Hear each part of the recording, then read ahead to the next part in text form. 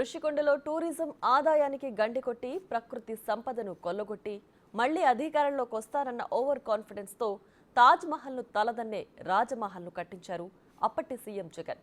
World class high టెక్నాలజీతో 500 కోట్ల ప్రజాధనం వెచ్చించి 7 భవంతులను నిర్మించారు. భవనాలు నిర్మించేటప్పుడు ఎవరికంటా పడనీలేదు. ప్రతిపక్షాలు ప్రజలకు చూపించాలని డిమాండ్ చేసినా వారిపై కేసులు పెట్టారు. కూటమి ప్రభుత్వం అధికారంలోకి రావడంతో ఋషికొండ రాజమహల్ రహస్యం బట్టబయలైంది.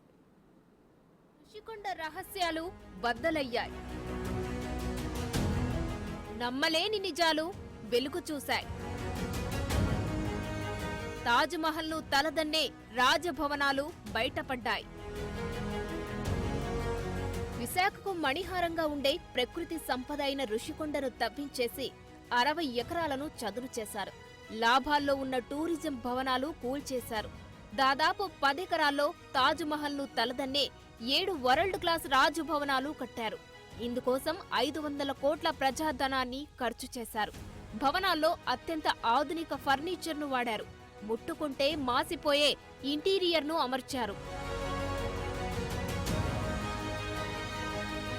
కిటికీ తెరిచి బయటకు చూస్తే సముద్రం మొత్తం కనిపించేలా సీ వ్యూ, ప్రతి గదిలో ఇంపోర్టెడ్ లైటింగ్ సిస్టమ్, అబ్బురపరిచే సామాగ్రితో డైనింగ్ హాల్, కిటికీలన్నిటికీ automatic folded curtains, different models లో సీలింగ్ ఫ్యాన్స్, ఎటు చూసినా జిగేల్ మనిపించే హై క్వాలిటీ ఫర్నిచర్ తో ఋషికొండలోనే సీఎం నివాసాన్ని కట్టారు. దాన్ని కట్టడానికి కోట్ల రూపాయల ప్రజాధనాన్ని మంచినీళ్లల్లా ఖర్చు చేశారు. దాదాపు 500 కోట్ల రూపాయలు ప్రజాధనం వ్యయం చేసి మీరు కూడా చూసారు. లోపలంతా ఒక్కొక్క హాల్ కానీ, లేకపోతే కింద మార్బుల్స్ కానీ, లేకపోతే శానిటరీ ఫిట్టింగ్స్ కానీ, ఫర్నిచర్ కానీ, ఇవన్నీ కూడా పూర్వకాలంలో మనం సద్దాం హుస్సేను, అలాగే మనం బెంగళూరులో బళ్ళారి గాలి జనార్దన్ రెడ్డి గారు, ఇటువంటి కొన్ని మనం టీవీల్లో, పేపర్లో, వీడియోల్లో చూసేవాళ్ళం. మరి వాటిని తలదన్నే విధంగా మళ్ళీ ఇందులో కూడా ఒక్కొక్క హాల్స్ కూడా ఎంతంత విశాలంగా ఉన్నాయో, ఏ విధంగా ఉన్నాయో. ఓకే, రైట్, డెఫినెట్గా కొన్ని ప్రభుత్వ కార్యాలయాలు స్పేషియస్ కడతారు. కానీ ఇంత వివాదాస్పదం చేసి, ఇంత లగ్జరీస్గా 500 కోట్ల రూపాయలు వెచ్చించి దీన్ని ఈ విధంగా చేయటం ఒక జగన్మోహన్ రెడ్డి గారికి చెల్లింది. అయితే ఇప్పుడు మా సందీప్ చెప్తా ఉన్నాడు, అదేదో సినిమాలో కోరిక తీరక ఏదో అట్లా అవుతారని చెప్పని. ఆయన కూడా పాపం ఇంత ముచ్చటపడి మోజుపడి కనీసం ఇక్కడికి వచ్చి చూసుకోలేదు దీన్ని. ఒక్కసారి హెలికాప్టర్ ద్వారా ఏరియల్ సర్వే చేసుకున్నాడు. ఓహో, ఇదా ఈ కొండపై నడిపోతాను అని. మరి చివరికి ఆయన చూసుకోకుండానే ఆయన పదవి దిగిపోవడం కూడా జరిగింది. సీఎం నివాస బిల్డింగ్ లో ఏ వస్తువును చూసినా కాస్ట్లీదే. హై క్వాలిటీ ఫర్నిచర్ వాడారు. బాత్రూమ్ లో ఒకటికి రెంటికి పోయే కమోడ్ కు 25 లక్షలు ఖర్చు చేశారు.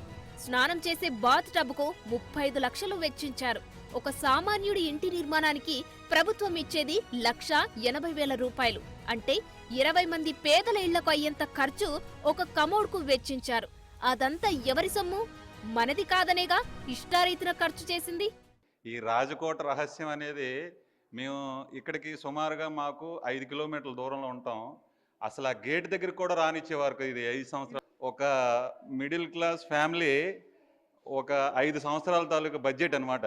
25 లక్షలంటే అసలు మనం యూరిన్కి వెళ్ళేదానికి అంత కాస్ట్లు పెట్టుకోవడం అనేది, ప్రజాధనం ఎంత దుర్వినియోగం చేశారనేది ఇందులో మనకి క్లియర్ కట్గా అర్థమవుతుంది. ఒక సామాన్యమైన వ్యక్తులకి ఇలా తెలుస్తుంటే మీలా చదువుకున్న వాళ్ళు వస్తే ఇంకా ఎంత లెక్కలేస్తారో మాకు అర్థం కావట్లేదు. సినిమా హాళ్లను తలపించేలా కాన్ఫరెన్స్ హాల్స్ ను ఏర్పాటు చేశారు. ఎమ్మెల్యేలు, మంత్రుల సమావేశాలకు ప్రత్యేక హాల్, IAS, IPS ఆఫీసర్ల మీటింగ్ కు మరొక సెమినార్ హాల్, ముఖ్యమైన మీటింగ్ల కోసం ఇంకో మీటింగ్ హాల్ కట్టించారు. కాన్ఫరెన్స్ హాల్లో 30 అడుగుల బిగ్ LED స్క్రీన్ ను అమర్చారు. అన్నిటికీ సెన్సార్ టెక్నాలజీతో అనుసంధానం చేశారు. కిచెన్, డైనింగ్ హాల్ ను చూస్తే మతిపోవాల్సిందే. కిచెన్ లో వందలాది కబోర్డ్లు, విశాలమైన ఎలక్ట్రిక్ స్టవ్లు, వంట సామాగ్రి పెట్టడానికి ప్రత్యేక నిర్మాణాలు ఏర్పాటు చేశారు. విశాలమైన డైనింగ్ హాల్ నిర్మించారు. అన్ని నిర్మాణాలను సెన్సార్లతో అనుసంధానించారు. అన్ని గదుల్లో సెంట్రల్ AC సిస్టమ్ ఏర్పాటు చేశారు. ఇక స్టార్ హోటళ్లను తలదన్నేలా బెడ్రూమ్లు, వాటిని అటాచ్ చేస్తూ రిచెస్ట్ వెస్టర్న్ టాయిలెట్లను నిర్మించారు. మసాజ్ చేసుకోవడానికి ఏకంగా ఒక ప్రత్యేక సెటప్ నే ఏర్పాటు చేశారు. ప్రతి గదిలో బిగ్ స్క్రీన్లతో హై క్వాలిటీ LED టీవీలను అమర్చారు. సీఎం నివాసం రాజభవనాన్ని తలదన్నేలా ఇంద్రభవనంలా నిర్మించారు. వందలాది కోట్ల ప్రజాధనాన్ని వారి విలాస జీవనానికి అడ్డు అదుపు లేకుండా ఖర్చు చేశారు. ఎందుకే ఇన్నాళ్లు ఈ భవనాలను రహస్యంగా ఉంచినట్లు తెలుస్తోంది. తమ బండారం బయట పడుతుందనే ఎవరిని అనుమతించలేదని తేలింది. మరి ఈ భవనాలకు వెచ్చించిన సొమ్ము రాబట్టేలా వినియోగిస్తారా? వందల కోట్ల ప్రజాధనం వృధా కాకుండా చూస్తారా? ఈ ఋషికొండ భవనాలపై కూటమి ప్రభుత్వం ఏం నిర్ణయం తీసుకుంటుందనే ఆసక్తి సర్వత్రా నెలకొంది.